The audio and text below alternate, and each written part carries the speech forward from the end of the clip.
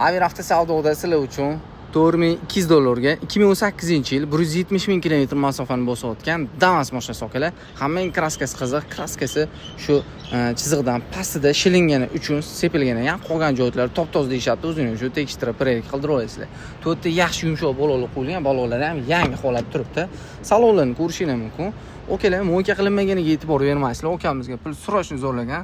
So'rashni sotaman deyaptilar. Zavodskiy ustunli holatlarda poli solingan magnitofon kolonkalar bor, video registrator, moshinaga temir gaz baloqlargacha uстановка qilingan, motor, korobka, ходовой, задний oz qismlarda ham hech qanaqa muammosi yo'q ekan. O'zini uchun tekshirib, prerik qildirib olasizlar. Xo'p, o'zini uchun hamma aytib o'tgan ma'lumotlarni tekshirib olasizlar. Okamiz bilan narxini tortishib bo'ladigan narxi deyaptilar. Egalarining o'zida sizlar xohlagan dokument bo'ladi okalar.